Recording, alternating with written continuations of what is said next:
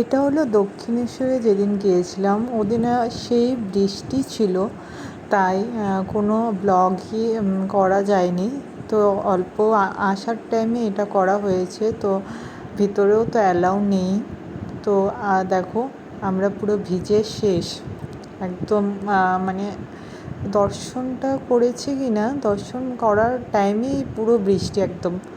তো পুরো ভিজে গেছি, তো ব্লগও করতে পারছিলাম না, কিছুই দেখানো যায়নি। আর ভিতরে তো মোবাইল অ্যালাউ ছিল না।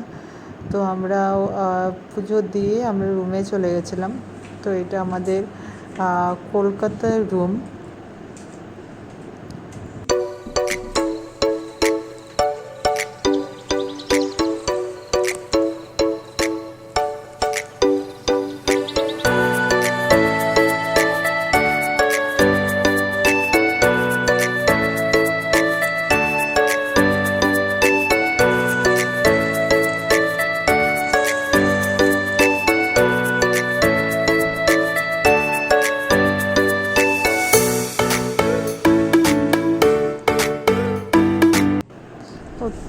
এটা হলো বন্দে ভারতে আমরা শিলিগুড়ি যাচ্ছিলাম গে। তো আমাদের ট্যুর শেষ।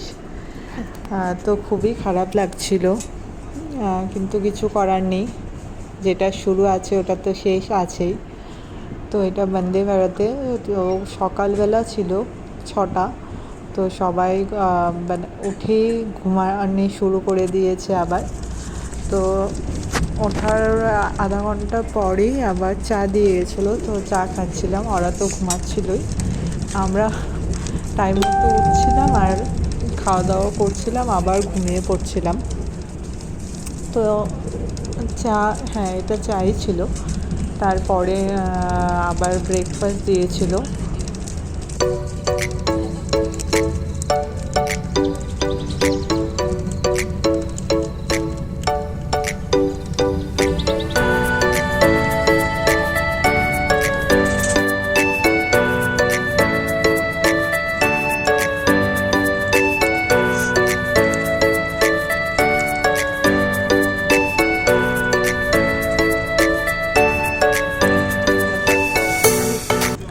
তো তোমরা কলকাতার কোনো ব্লগে আমার চ্যানেলেও ওরকম দেখতে পারবে না।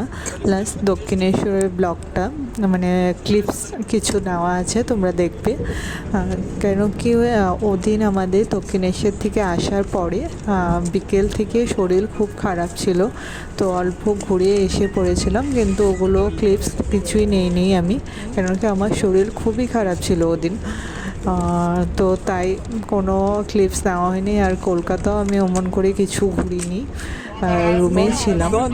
তো আমাদেরকে ব্রেকফাস্ট দিয়ে চলে গেছিলো, এখন লাঞ্চ দিয়ে গেছে।